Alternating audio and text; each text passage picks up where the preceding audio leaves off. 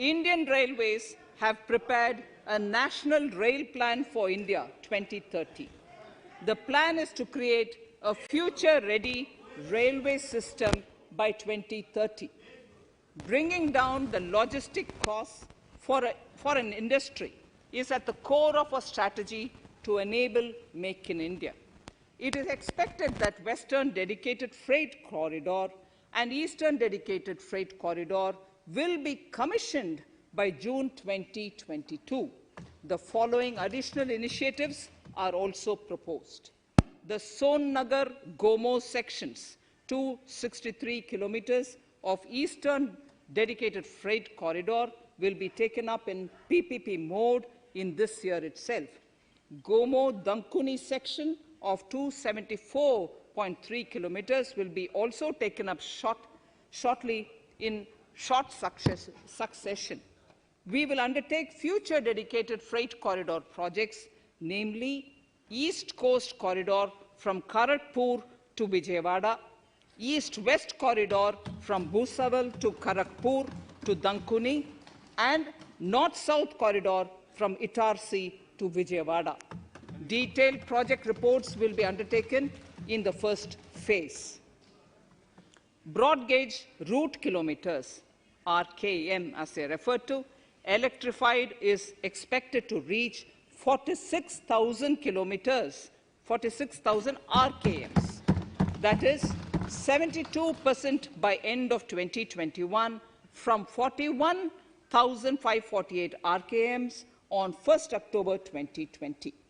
100% electrification of broad gauge routes will be completed by December 2023.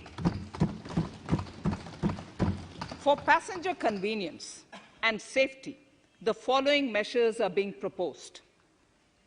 We will introduce the aesthetically designed Vista Dome LHB coach on tourist routes to give better travel experience to passengers. The safety measures undertaken in the past few years have borne results. To further strengthen this effort, high-density network and highly utilized network routes of Indian Railways will be provided with an indigenously developed automatic train protection system that eliminates train collision due to human error. I am providing a record sum of 1,10,055 crores for railways, of which 1,07,100 crores is for capital expenditure only. Urban infrastructure. We will work towards raising the share of public transport in urban areas through expansion of metro rail networks and augmentation of city bus services. A new scheme will be launched at a cost of 18,000 crores to support augmentation of public bus transport services. The scheme will facilitate deployment of innovative PPP models to enable private sector players to finance, to acquire, to operate, and to maintain over 20,000 buses. The scheme will boost the automobile sector, provide fillip to economic growth, create employment opportunities for our youth, and enhance ease of mobility for urban residents. A total of 702 kilometers of conventional metro is operational, and another 1,016 kilometers of metro and RRTS is under construction in 27 cities. Two new technologies, that is Metro Light and Metro Neo, will be deployed to provide metro rail systems at much lesser cost with same experience, convenience, and safety in Tier 2 cities and peripheral areas of Tier 1 cities also. Central counterpart funding will be provided to Kochi Metro Railway Phase 2 of 11.5 kilometers at a cost of 1,957.05 crores. Chennai Metro Railway Phase 2 of 118.9 kilometers at a cost of 63,246 crores. Bengaluru Metro Railway Project Phase 2A and 2B of 58.19 kilometers at a cost of 14,788 crores. Nagpur Metro Rail Project Phase 2 and Nashik Metro at a cost of 5,976 crores and 2,092 crores respectively. Power infrastructure.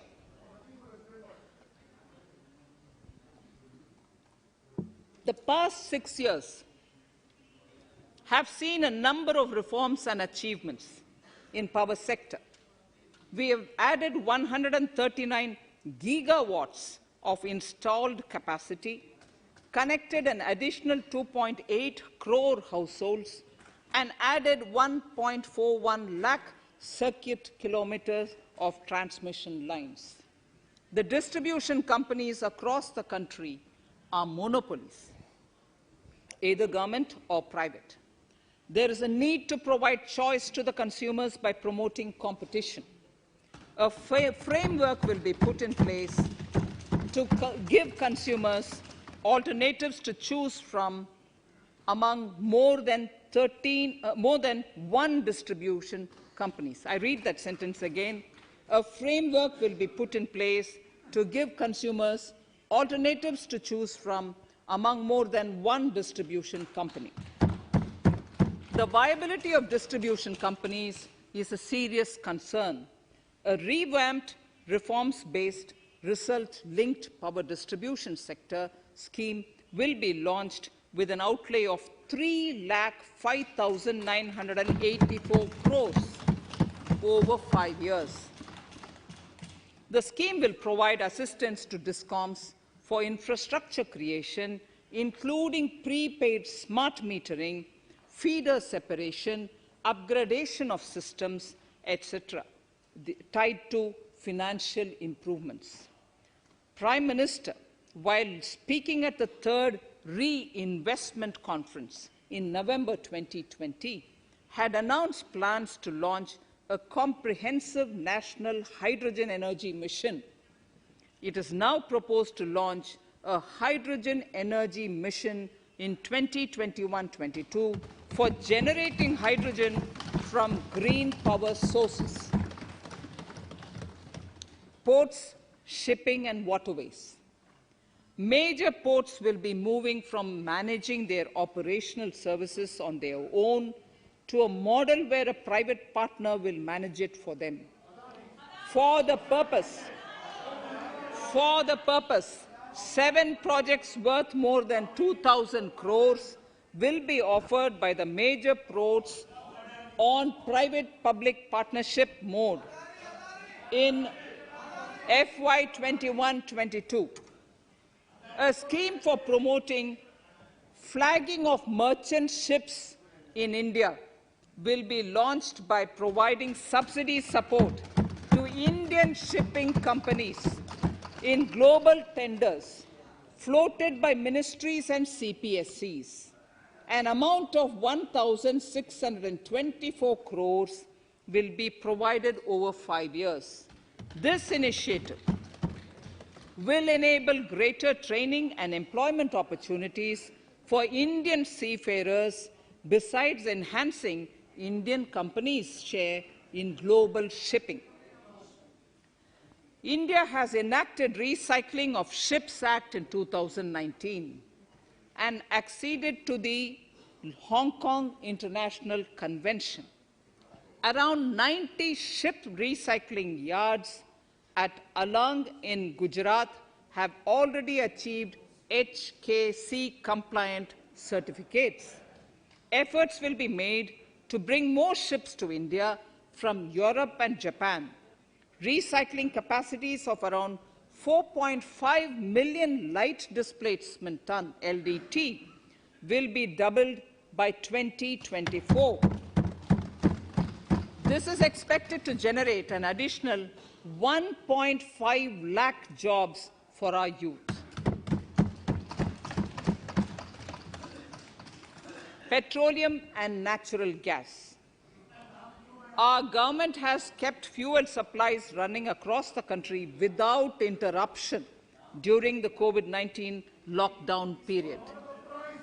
Taking note of the crucial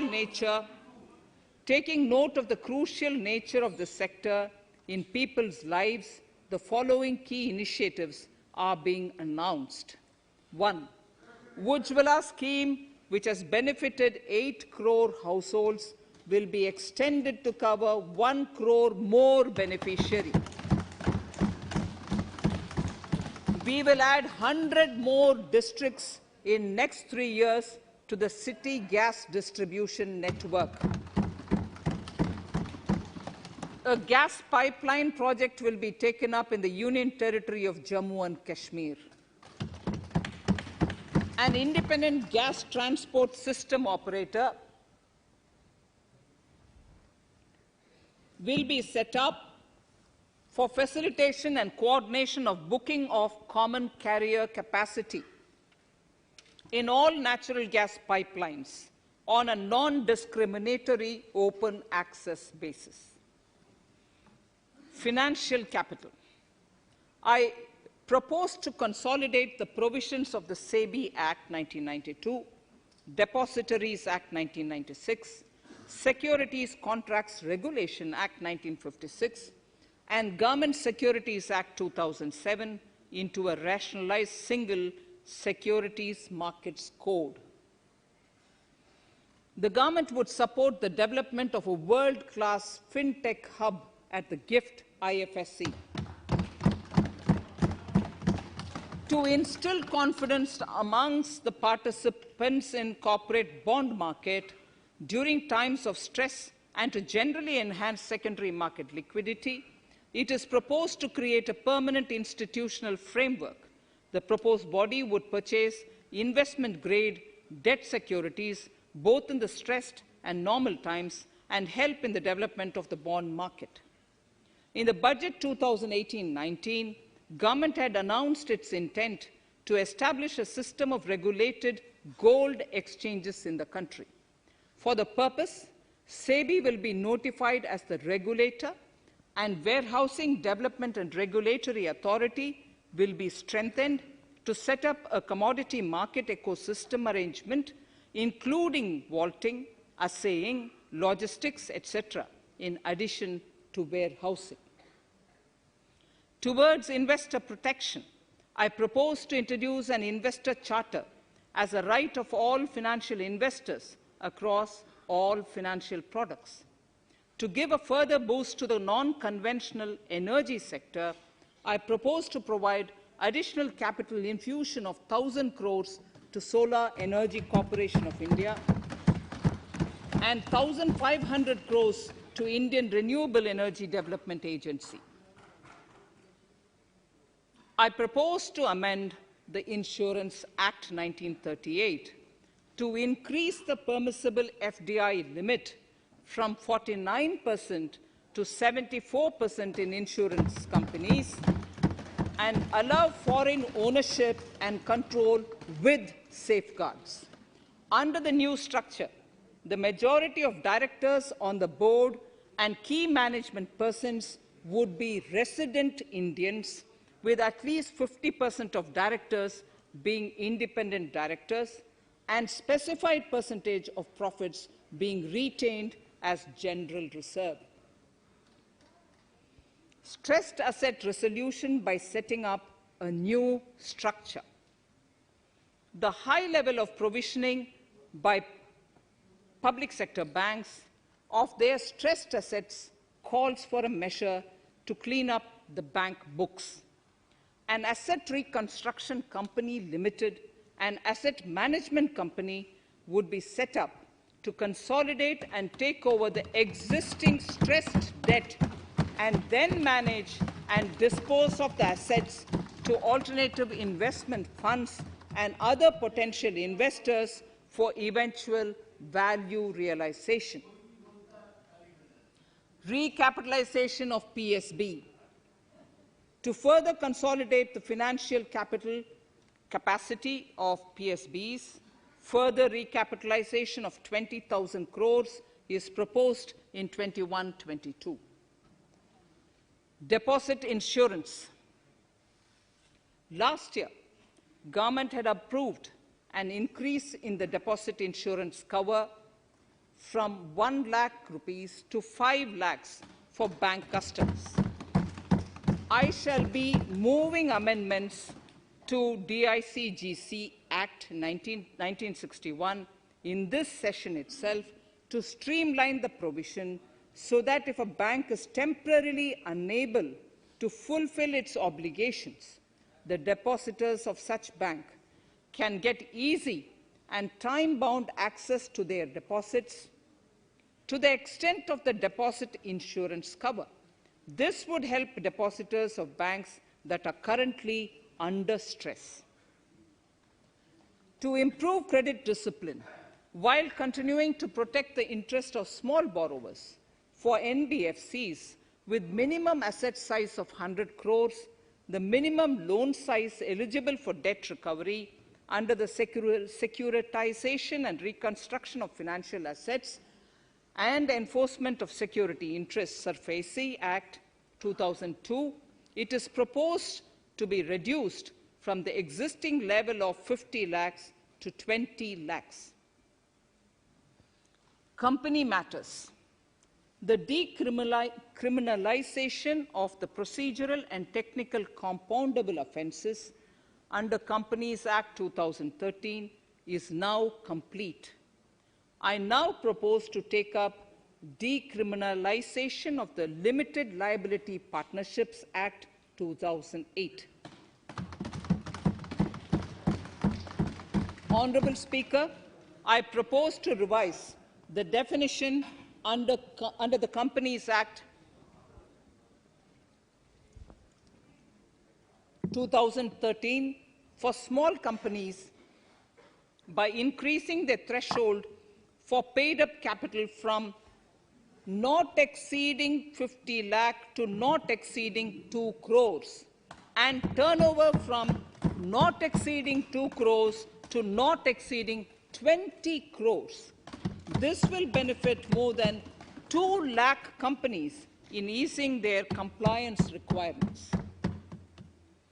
As a further measure which directly benefits startups and innovators, I propose to incentivize the incorporation of one-person companies by allowing one-person companies to grow without any restriction on paid-up capital and turnover, allowing their conversion into any other type of company at any time, reducing the residency limit for an Indian citizen to set up an one-person company from 182 days to 120 days, and allow also non-resident Indians to incorporate OPCs in India. This will be a big boost for startups. To ensure faster resolution of cases, the NCLT framework will be strengthened, e-court system shall be implemented, and alternate methods of debt resolution and special framework for MSMEs shall be introduced. During the coming fiscal, we will be launching data analytics, artificial intelligence, machine learning-driven MCA 2.1 version to MCA 21 version 3.0. MCA 21 version 3.0. This version 3.0 will have additional modules for e-scrutiny, e-adjudication, e-consultation, and compliance management. Disinvestment and strategic sale. In spite of COVID-19, we have kept working towards strategic disinvestment. A number of transactions, namely BPCL, Air India, Shipping Corporation of India, Container Corporation of India, IDBI Bank, Bharat Earth Movers Limited, Pavan Hans, Neelachal Ispat Nigam Limited, among others, would be completed in 21-22.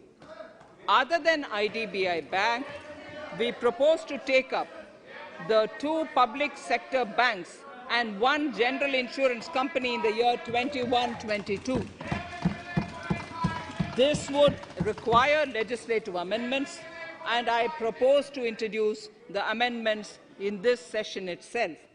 In 21-22, we would also bring the IPO of LIC, for which I am bringing the requisite amendments in this session itself. In the Atmanirbhar package, I had announced that we will come out with a policy of strategic disinvestment of public sector enterprises. I'm happy to inform the House that the government has the government has approved the said policy. The policy provides a clear roadmap for disinvestment in all non-strategic and strategic sectors. We have kept 4 areas that are strategic, where bare minimum CPSEs will be maintained and rest privatized. In the remaining sectors of all CPSEs will be privatized. The main highlights of the policy are mentioned in Annexure 3. To fast forward the disinvestment policy, I'm asking NITI to work out on the next list of centre public sector companies that would be taken up for strategic disinvestment. To similarly incentivize states to take to disinvestment of their public sector companies, we will work out an incentive package of central funds to states. Idle assets will not contribute to Atmanirbhar Bharat.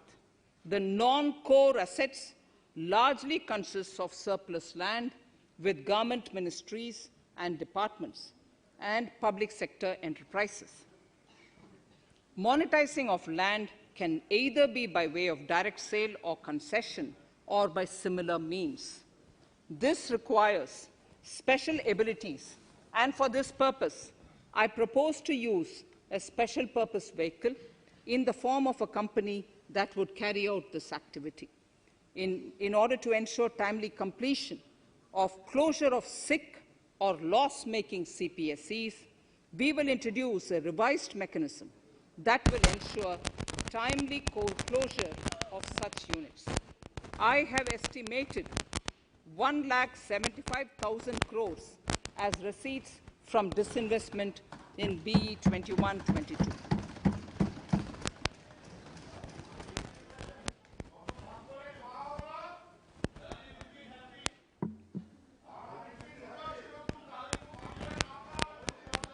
Government financial reforms. Under the Treasury single account, the TSA system, autonomous bodies directly draw funds from the government's account at the time of actual expenditure, saving interest costs. We will extend the TSA system for universal application from 21-22. On the recommendation of the 15th Finance Commission, we have undertaken a detailed exercise to rationalize and bring down the number of centrally sponsored schemes. This will enable consolidation of outlays for better impact. The government is committed to the development of multi-state cooperatives and will provide all support to them. To further streamline the ease of doing business for cooperatives, I propose to set up a separate administrative structure for them.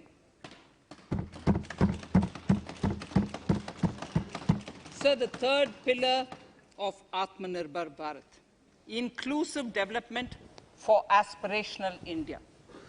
Honorable Speaker, sir, under this pillar, I will cover agriculture and allied sectors, farmers' welfare and rural India, migrant workers and labour, and financial inclusion.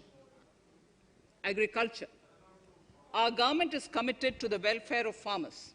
The MSP regime has undergone a sea change to assure price that is at least 1.5 times the cost of production across all commodities.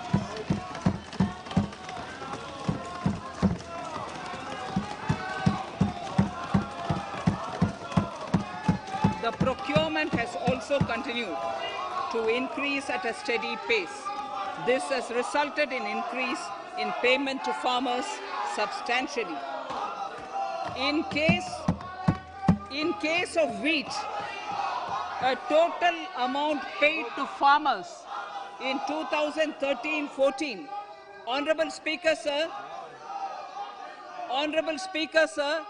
the data that I give now is important for all honorable members to kindly hear. In case of wheat, the total amount paid to farmers in 2013-14 was 33,874 crores. In 2019-20, it was 62,802 crores. And even better, Honorable Speaker, in 2020-2021, this amount paid to farmers was 75,060 crores.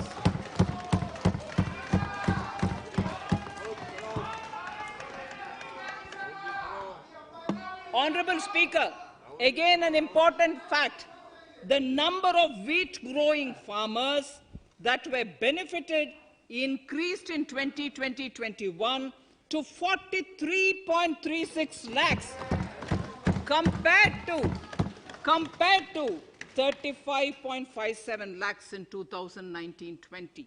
That much of an increase within 1 year. For paddy, again an important data. For paddy, the amount paid in 2013-14 was 63,928 crores. In 2019-20, this increased to 1,41,930 crores. Even better, in 2020-2021, this is further, in 2020-21,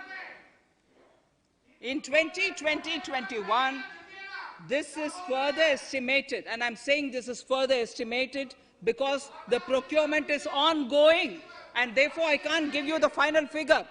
This is further estimated to increase to 1,72,752 crores. The number of farmers benefited increased from 1.24 crores in 2019-20 to 1.54 crores in 2020-21. In the same way, Honorable Speaker, sir, in the case of pulses, the amount paid in 2013-14 was 236 crores. In 2019-20, this was increased to 8,285 crores. Now in 2021, it is at 10,530 crores. More than 40 times increase from 2013-14. The receipts to cotton farmers have seen a stupendous increase from 90 crores in 2013-14 to 25,974 crores I'm giving you data as of 27th January 2021. This is bound to increase. From 90 crores for cotton farmers in 2013-14 to 25,974 crores in 2021. All the details in complete narration is available in Annexure 4 to my speech. Early this year, Honorable Prime Minister had launched the Swamitwa scheme. Under this, a record of rights is being given to property owners in villages. Up till now, about 1.80 lakh property owners in 1,241 villages have been provided cards. I propose during 21-22 to extend this to cover all states and union territories. To provide adequate credit to our farmers, I have enhanced the agricultural credit target to 16.5 lakh crores in this year. We will focus on ensuring increased credit flow to animal husbandry, Pashupalan, dairy, and to Matsyakar, to the fisheries. We are enhancing the allocation to the Rural Infrastructure Development Fund from 30,000 crores to 40,000 crores. The Micro Irrigation Fund, with a corpus of 5,000 crores, has been created under NABARD. I propose to double it by augmenting it by another 5,000 crores. To boost value addition in agriculture and allied products and their exports, the scope of Operation Green Scheme that is presently applicable to only tomatoes, onions, and potatoes will be enlarged to include 22 perishable crops. Around 1.68 lakh crore farmers, around 1.68 crore farmers are registered, and 1.14 lakh crores of rupees trade value has been carried out through e-NAMs, the National Agricultural Market. Keeping in view the transparency and the competitiveness that e-NAM has brought into the agricultural market, 1,000 more mandis will be integrated with e-NAM. Honorable Speaker, sir, with all this, the Agricultural Infrastructure Fund would be made available to the APMCs for augmenting their infrastructure facilities.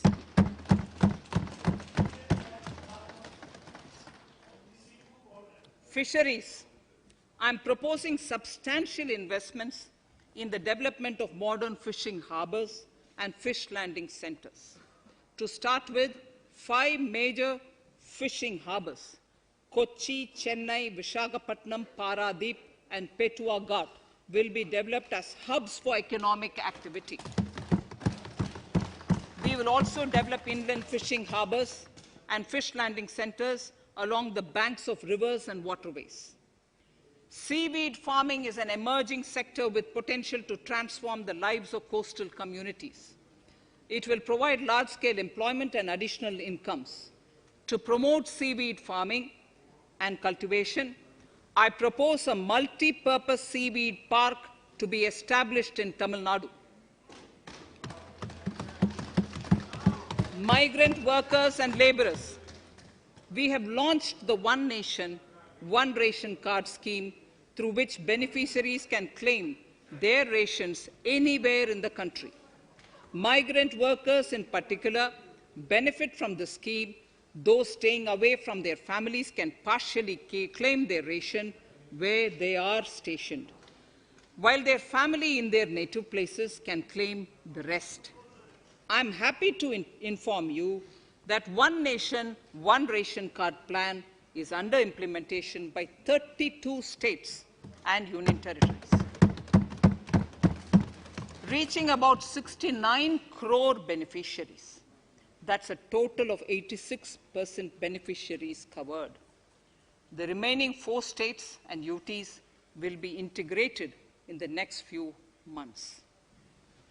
To further extend our efforts towards the unorganized labor force, migrant workers in particular, I propose to launch a portal that will collect relevant information on gig workers, building and construction workers, among others.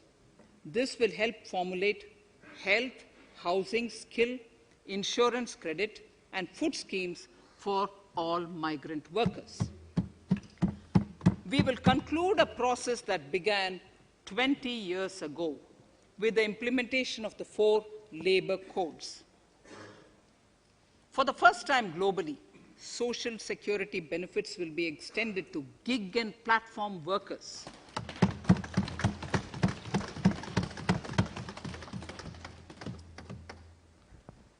Minimum wages will apply to all categories of workers, and they will all be covered by the Employees State Insurance Corporation.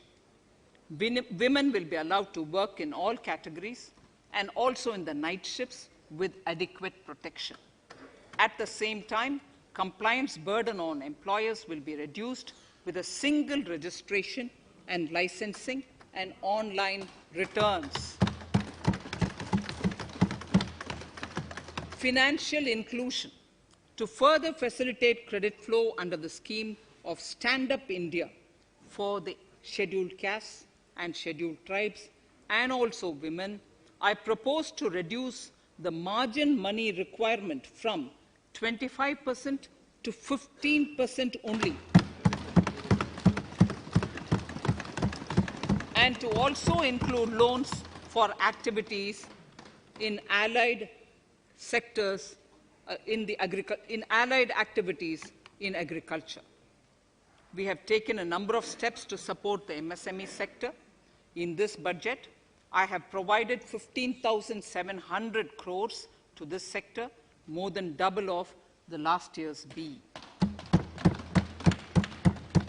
Honorable Speaker, sir, I now go to the fourth pillar, reinvigorating human capital. The national education policy announced recently has had good reception. In school education, more than 15,000 schools will be qualitatively strengthened to include all components of the national education policy. They shall emerge as exemplar schools in their regions, hand-holding and mentoring other schools to achieve the ideals of policy. 100 new Sainik schools will be set up in partnership with NGOs, private schools, and states. Higher education. In Budget 2019-20, I had mentioned about the setting up of a higher education commission in India. We would be introducing the legislation this year to implement the same. It will be an umbrella body having 4 separate vehicles for standard setting, accreditation, regulation, and funding. Many of our cities have various institutions, universities, and colleges supported by the Government of India. Hyderabad, for example, has about 40 major institutions. In 9 such cities, we will create a formal umbrella structure so that these institutions can have better synergy while also retaining their internal autonomy. A glue grant will be set aside for this purpose. For accessible higher education in Ladakh, I propose to set up a central university in Leh.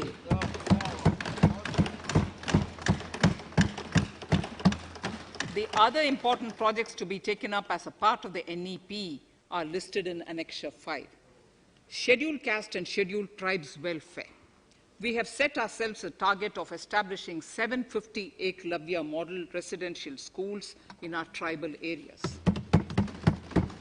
I propose to increase the unit cost of each such school from 20 crores, which is what it is now, to 38 crores, and for hilly and difficult areas to 48 crores. This would help creating robust infrastructure facilities for our tribal students. We have revamped the post-metric scholarship scheme for the welfare of scheduled caste students. I have also enhanced the central assistance in this regard. We are allotting 35,219 crores for 6 years till 25-26 to benefit 4 crores scheduled caste students. Skilling. In 2016, we had launched the National Apprenticeship Promotion Scheme. The government proposes to amend the Apprenticeship Act with a view to further enhancing apprenticeship opportunities for our youth. We will realign the existing scheme of National Apprenticeship Training Scheme for providing post-education apprenticeship training of graduates and diploma holders in engineering. Over 3,000 crores will be provided for this purpose. An initiative is underway, Honorable Speaker, in partnership with the United Arab Emirates to benchmark skill qualifications, assessment, and certification, accompanied by the deployment of certified workforce. We also have a collaborative training, intertraining program between India and Japan to facilitate transfer of Japanese industrial and vocational skills techniques, and knowledge. We will take forward this initiative with many more countries also.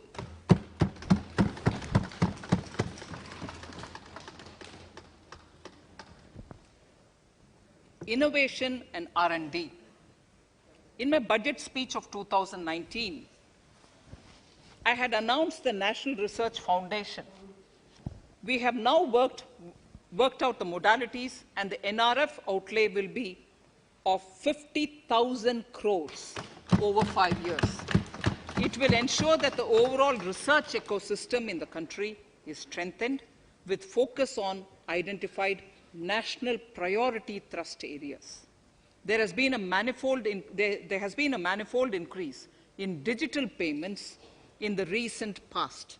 To give a further boost to digital transactions, I earmarked 1,500 crores for a proposed scheme that will provide financial incentive to promote digital mode of payment. We will undertake a new initiative, National Language Translation Mission. This will enable the wealth of governance and policy-related knowledge on the internet being made available in major Indian languages. The new Space India Limited, a PSU under the Department of Space, will execute the PSLV CS-51 launch, carrying the Amazonia satellite from Brazil, along with a few smaller Indian satellites. As part of the Gaganyaan mission activities, 4 Indian astronauts are being trained on generic spaceflight aspects in Russia.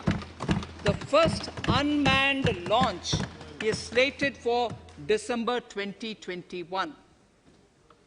Our oceans are a storehouse of living and non-living resources.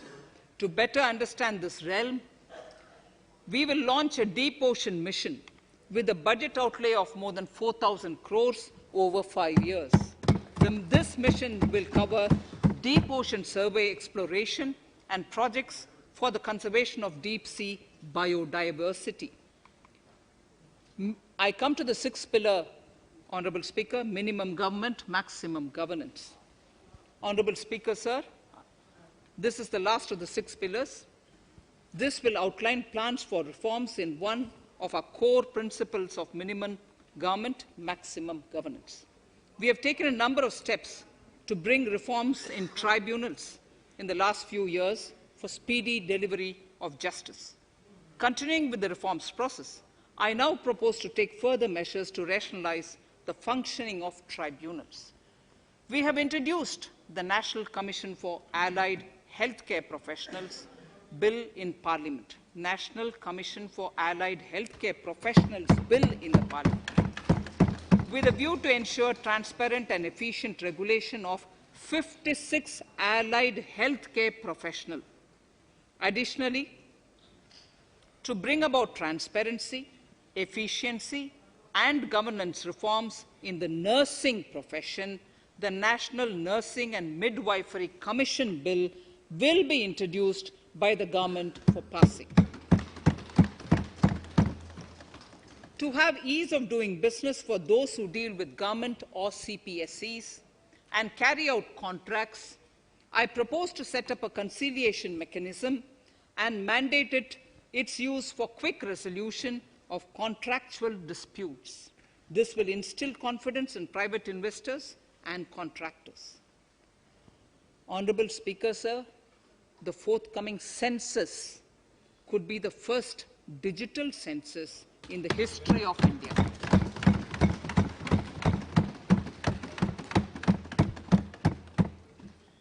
For this monumental milestone-marking task, I have allocated 3,768 crores in this year, 21-22. Honorable Speaker, Goa is celebrating the Diamond Jubilee year of the state's liberation from Portuguese rule. From the Government of India's side, I propose to grant 300 crores to the Government of Goa for the celebrations. I propose to provide 1,000 crores for the welfare of tea workers, especially women and children in Assam and West Bengal. A special scheme will be devised for the same.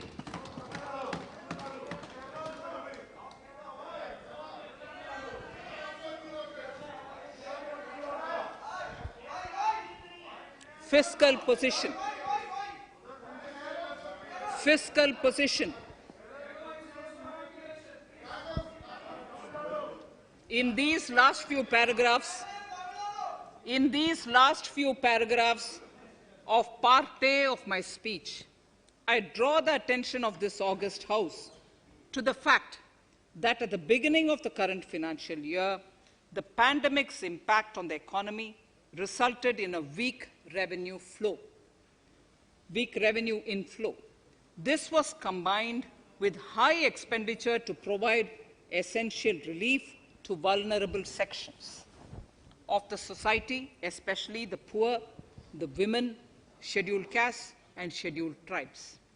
Unlike many other countries, we opted for a series of medium-sized packages during the pandemic so that we could calibrate and target our response according to the evolving situation.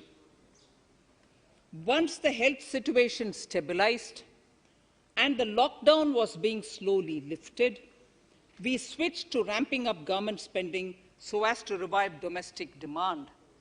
As a result, against an original BE expenditure of 30.42 lakh crores for 2020-21, our RE estimates are 34.50 lakhs, 30.42 now within the year going up to 34.5 lakh crores. We have maintained quality of expenditure. The capital expenditure estimated in the RE is 4.39 lakh crores as against 4.12 lakh crores in the BE stage. So the beginning of the year, we had marked only 4.12 lakh, whereas it is 4.39 lakh crores as we end the year. Fiscal deficit in RE 2020-2021 is pegged at 9.5% of the GDP.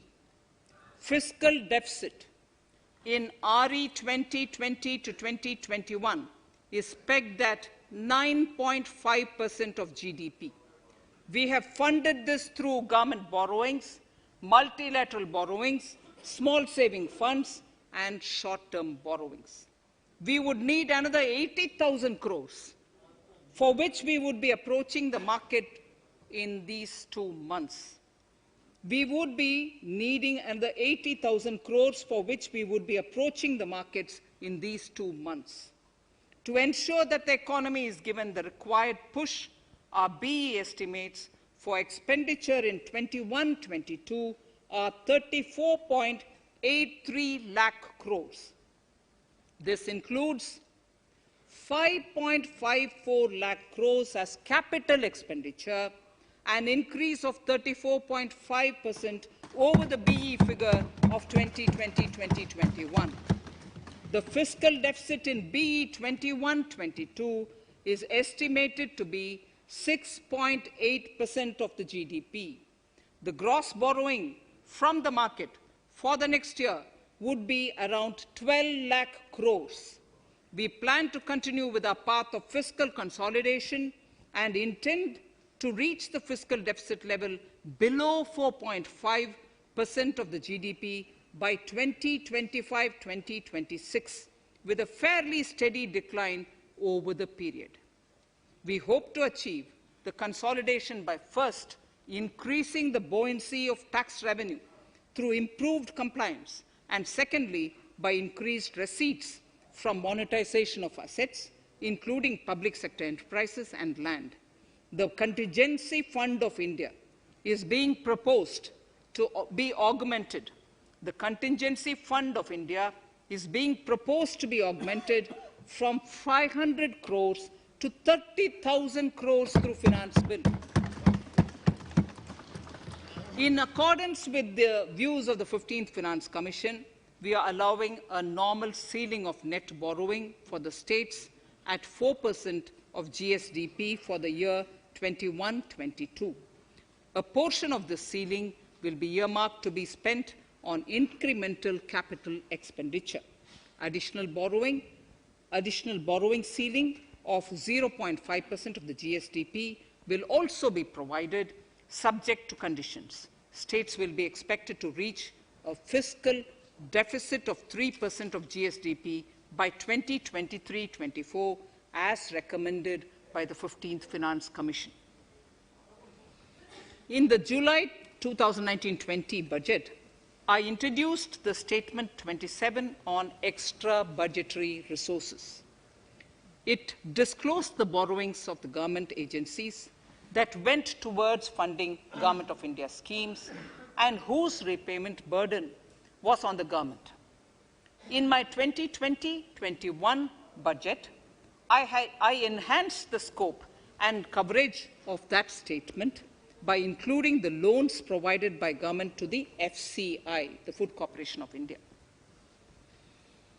Taking a step further in this direction, I propose to discontinue the NSSF loan to FCI for food subsidy, and accordingly, budget provisions have been made in RE 2020-21 and in the BE 2021-22. The extra budgetary resource details are at Annexure 6. We know that the FRBM Act mandates fiscal deficit of 3% of GDP to be achieved by 31st March 2020-2021. The effect of this year's unforeseen and unprecedented circumstances has necessitated the submission of a deviation statement under Sections 4 of Subclause 5 and Section 7, Subclause 3b of the FRBM Act, which I am laying on the table of the House as part of the FRBM documents. Towards achieving central government fiscal deficit along the broad path that I have already indicated, I will be introducing an amendment to the FRBM Act. Honourable Speaker, on the 9th of December 2020, the 15th Finance Commission submitted its final report covering the period 2021 to 2026 to the Rashtrapati Ji. The government has laid the Commission's report along with the explanatory memorandum in the Parliament, retaining the vertical shares of the states at 41%. We recognize our commitment to fiscal federalism and propose, therefore, to adhere to this recommendation. Jammu and Kashmir in the 14th Finance Commission was entitled to get devolution being a state. Now the funds of the UTs of Jammu Kashmir and Ladakh would be provided by the centre.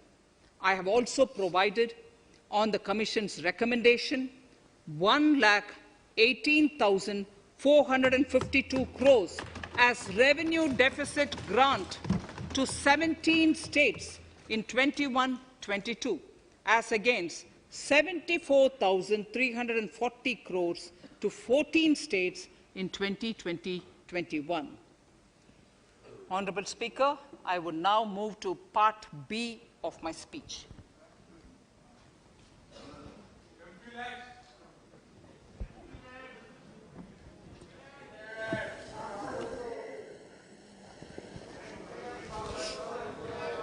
Honourable Speaker, the world is facing a serious challenge of the pandemic and its aftershock. In these trying times, when many economies are struggling to revive, our people and our industry have exhibited remarkable resilience.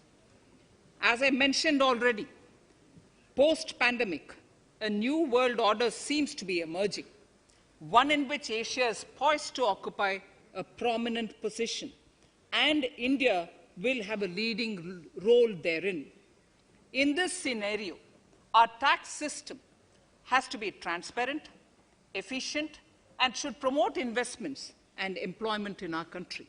At the same time, it should put minimum burden on our taxpayers. I borrow the words of Thiruvalluvar, the saint. ஏற்றலும் ஈட்டலும் காத்தலும் காத்த வகுத்தலும் நல்ல வல்லது அரசு. A king or a ruler is the one who creates and acquires wealth, protects and distributes it for common good. Tirukkural. Direct tax proposals. Keeping this in mind, the words of Tirukkural, our government introduced a series of reforms in the direct tax system for the benefit of our taxpayers and economy. Few months prior to the pandemic, in order to attract investments, we slashed our corporate tax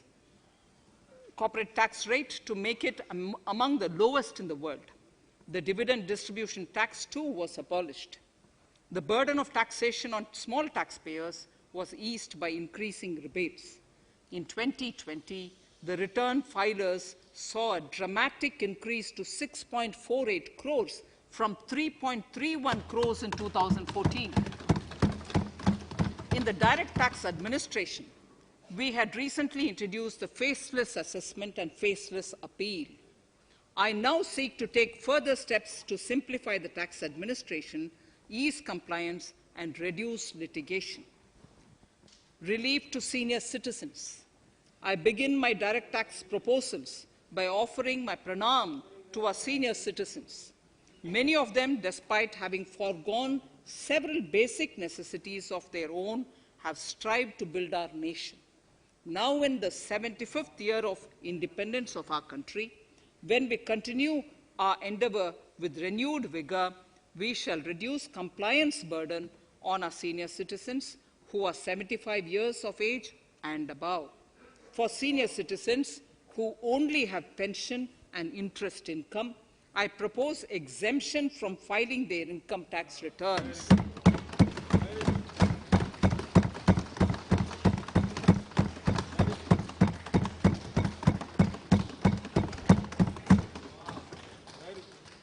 The paying bank will deduct the necessary tax on their income. Reduction in time for income tax proceedings. This is a very key announcement, if you ask me. Honourable Speaker, presently an assessment can be reopened up to 6 years and in serious tax fraud cases for up to 10 years. As a result, taxpayers have to remain under uncertainty for a very long time. I therefore propose to reduce this time limit for reopening of assessments to 3 years from the present 6 years.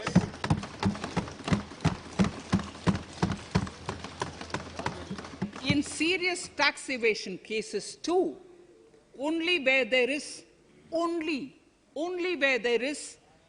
evidence of concealment of income of 50 lakh or more in a year. In serious tax evasion cases too, only where there is evidence of concealment of income of 50 lakh or more in a year can the assessment be reopened up to 10 years. Even this reopening can be done only after the approval of the Principal Chief Commissioner, the highest level of Income Tax Department. Setting up the Dispute Resolution Committee. Honourable Speaker, it has been the resolve of this government to reduce litigation, which mars the present taxation system. The government came out with the Direct Taxation Vivad Se Vishwas scheme to give taxpayers an opportunity to settle long-pending disputes and be relieved to further strain on their time and resources. The response from taxpayers has been the best ever, as over 110,000 taxpayers have already opted to settle tax disputes of over 85,000 crores under the scheme. To further reduce litigation for small taxpayers, I propose to constitute a dispute resolution committee for them, which will be faceless to ensure efficiency, transparency, and accountability.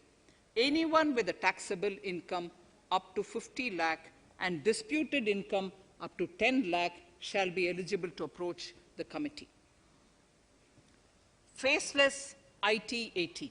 For ease of compliance and to reduce discretion, we are committed to make the taxation processes faceless. The government has already introduced faceless assessment and appeal this year.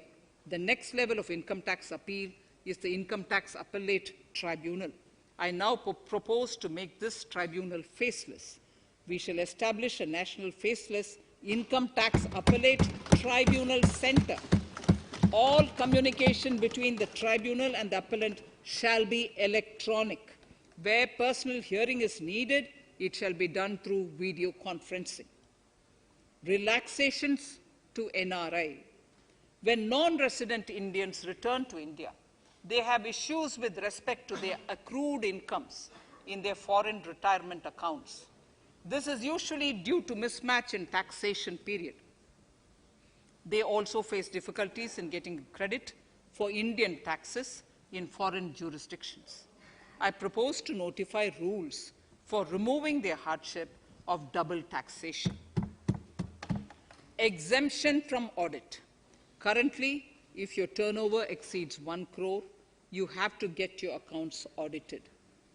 In February 2020 budget, I had increased the limit for tax audit to 5 crores for those who carry out 95% of their transactions digitally.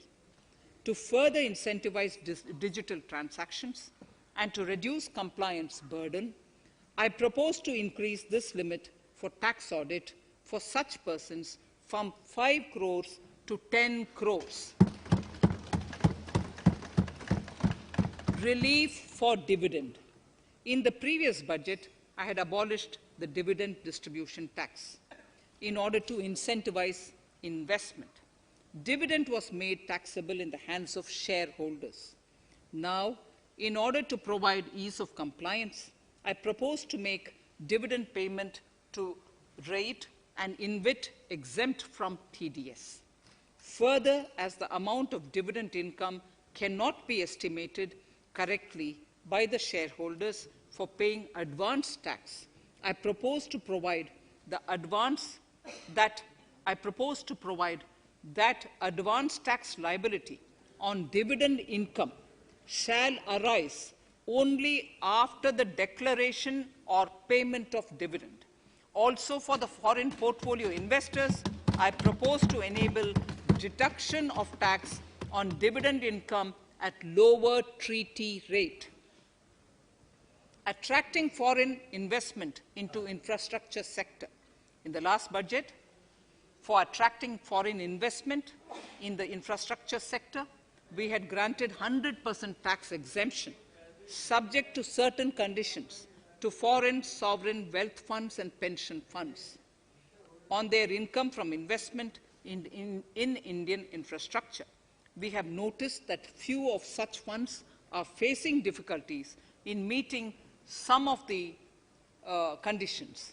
In order to ensure that a large number of funds invest in India, I propose to relax some of these conditions relating to prohibition on private funding, restriction on commercial activities, and direct investment in infrastructure. In order to allow funding of infrastructure by issue of zero-coupon bonds, I propose to make notified infrastructure debt funds eligible to raise funds by issuing tax-efficient zero-coupon bonds. Affordable housing.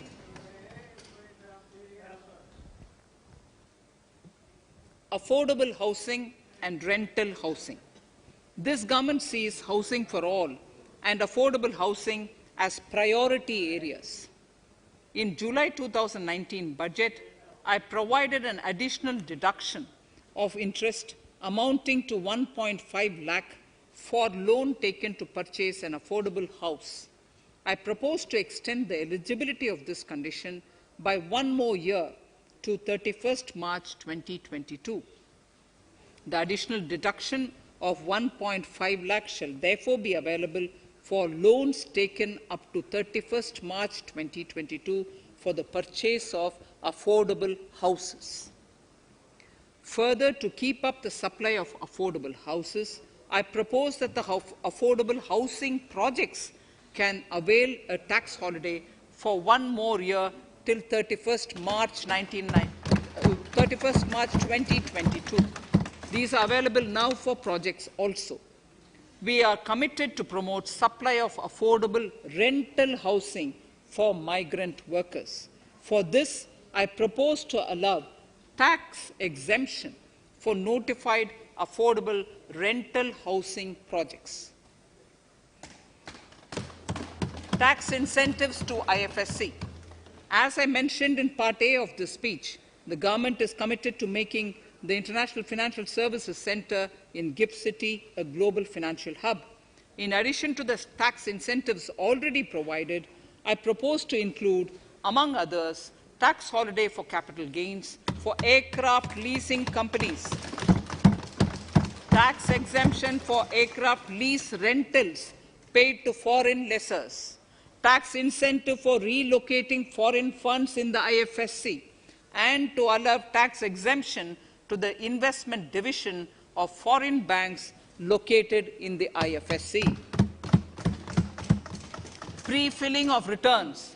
Honourable Speaker, in order to ease compliance for the taxpayer, details of salary income, tax payments, TDS, etc., already come pre-filled in income tax returns. To further ease filing of returns, details of capital gains from listed securities, dividend income, and interest from banks, post office, etc., will also be now pre-filled. Relief to small trusts. We hope to reduce compliance burden on small charitable trusts running educational institutions and hospitals. So far, there is a blanket exemption to such entities whose annual receipt does not exceed 1 crore of rupees. I now propose to increase this amount to 5 crores. Labour welfare. We have noticed that some employers deduct the contribution of employees toward provident funds, superannuation funds, and other social security funds, but do not deposit these contributions within the specified time. For these employees, this means a loss of interest or income. In cases where an employer later becomes financially unviable, non-deposit results in a permanent loss for the employees. In order to ensure that employees' contributions are deposited on time, I reiterate that the late deposit of employees' contribution by the employer will not be allowed as deduction to the employer.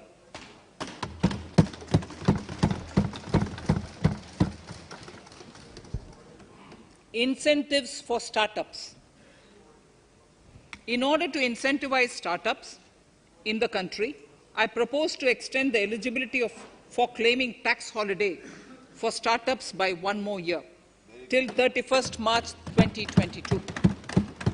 Further, in order to incentivize funding for the startups, I propose to extend the capital gains exemption for investment in startups by 1 more year till 31st March 2022.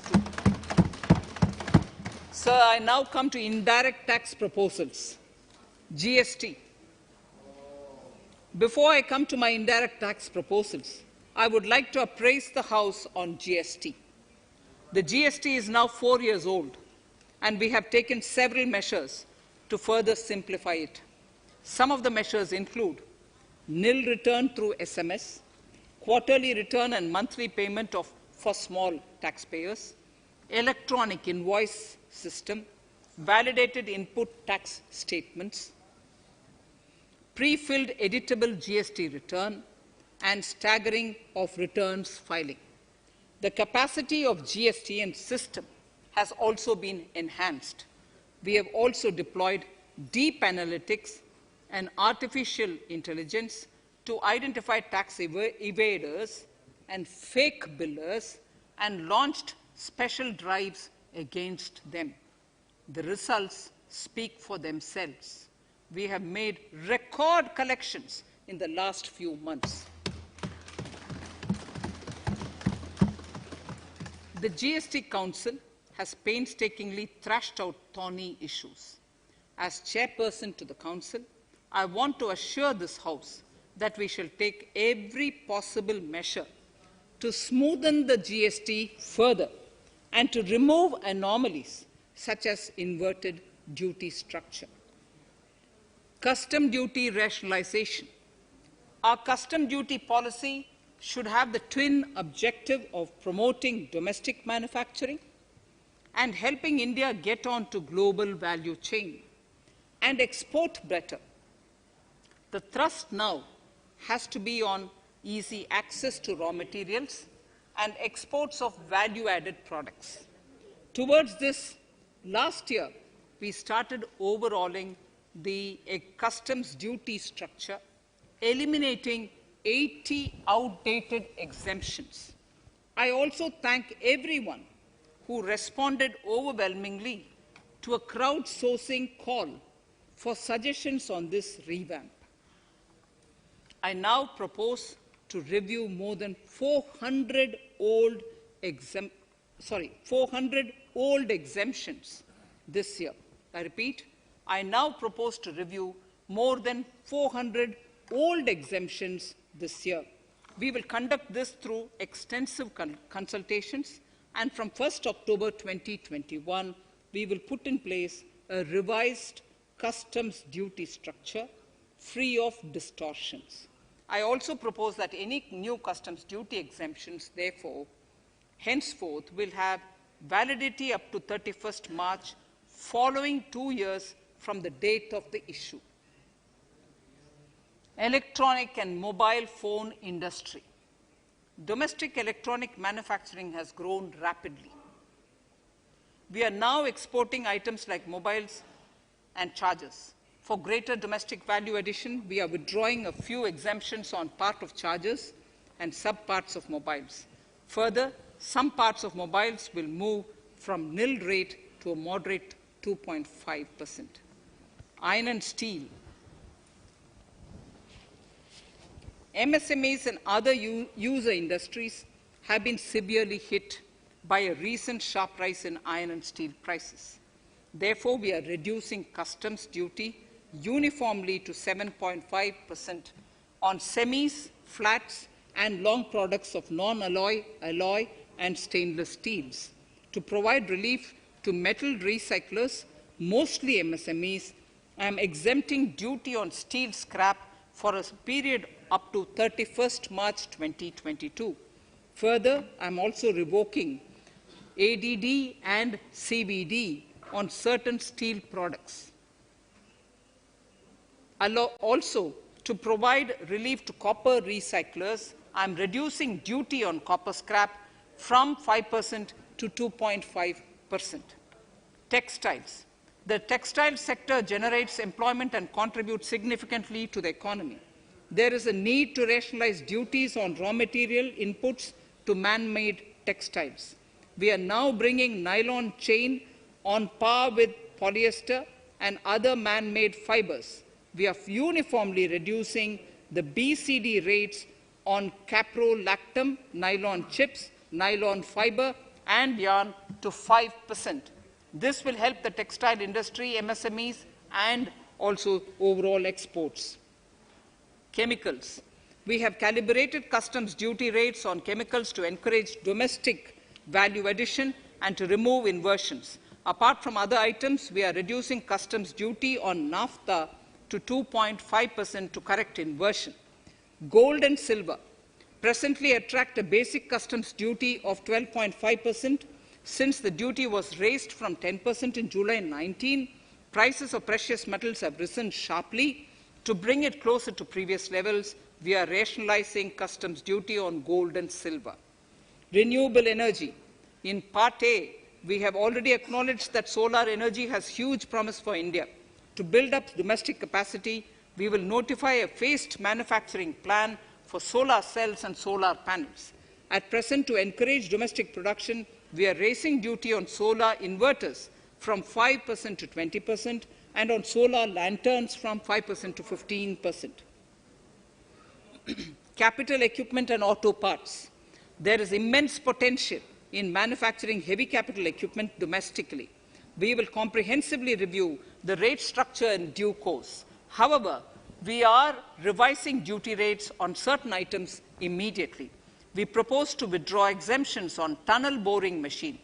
It will attract a customs duty of 7.5% and its parts a duty of 2.5%. We are raising customs duty on certain auto parts to 15% to bring them on par with general rate on auto parts. MSME products. We are proposing certain changes to benefit MSMEs. We are increasing duty from 10 to 15% on steel screws and plastic builder wares. On prawn feed, we increase it from 5 to 15%. We are rationalizing exemption on import of duty-free items as an incentive to exporters of garments, leather, and handicraft items. Almost all of these items are made domestically by our MSMEs. We are withdrawing exemption on imports of certain kinds of leathers as they are domestically produced in good quantity and quality, mostly by MSMEs. We are also raising customs duty on finished synthetic gemstones to encourage domestic processing. Agriculture products to benefit farmers. We are raising customs duty on cotton from nil to 10%, on raw silk and silk yarn from 10 to 15%. We are also withdrawing end-use-based concession on denatured ethyl alcohol. Currently, rates are being uniformly calibrated to 15% on items like maize, bran, rice bran, oil cake, and animal feed additives. There is an immediate need to improve agricultural infrastructure so that we produce more while also conserving and processing agricultural output efficiently. This will ensure enhanced remuneration for our farmers. To earmark resources for this purpose, I propose an agricultural infrastructure and development cess on a small number of items. However, while applying this cess, we have taken care not to put additional burden on consumers on most items. Rationalization of procedures and easing of compliance. For their judicious application, we propose certain changes in the provisioning related to ADD, anti-dumping duty, and CVD, countervailing duty levies. To complete customs investigation, we are prescribing definite timelines. In 2020, we rolled out the Turant Customs Initiative, which brought in faceless, paperless, and contactless customs measures. With effect from September 2020, we have implemented a new procedure for administration of rules of origin. This has helped in putting a check on misuse of FTAs. The specific details of direct and indirect tax changes proposed are listed in the annexure to my speech. Honourable Speaker, sir, with these words, I commend the budget to this august House. Thank you.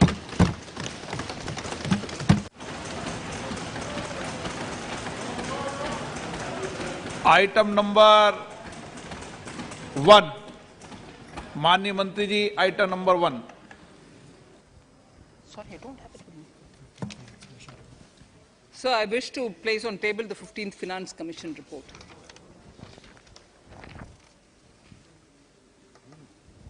Item number 3, माननीय मंत्री जी.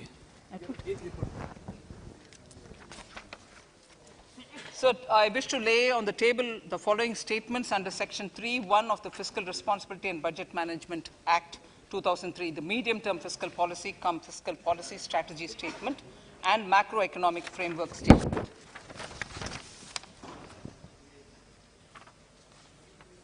Item number 4. So I wish to seek your permission to move for leave to introduce the Finance Bill 2021. प्रश्न ये कि विधेयक को पुनर्स्थापित करने की अनुमति प्रदान की जाए. जो सदस्य इसके पक्ष में हाँ कहें, जो सदस्य इसके विरोध में ना कहें. मेरे विचार में निर्णय हाँ वालों के पक्ष में हुआ, हाँ वालों के पक्ष हुआ. माननीय मंत्री जी विधेयक को पुनर्स्थापित करें. Shri Prahlad Joshi ji. With your permission, I rise to present the 18th report of Business Advisory Committee. माननीय सदस्यगण, माननीय वित्त मंत्री जी के बजट भाषण की प्रतियां प्रकाशक फलक पर उपलब्ध है। सदस्य अपनी प्रति प्रकाशन फलक से प्राप्त कर सकते हैं। माननीय सदस्यगण, जैसा कि आपको समाचार 2 के माध्यम से पहले सूचित किया जा चुका है कि बजट की प्रतियां आपको मेंबर्स पोर्टल के माध्यम से उपलब्ध कराई जा रही है। सभा की कार्रवाई मंगलवार दिनांक 2 फरवरी 2021 को दोपहर 4 बजे तक के लिए स्थगित की जाती है।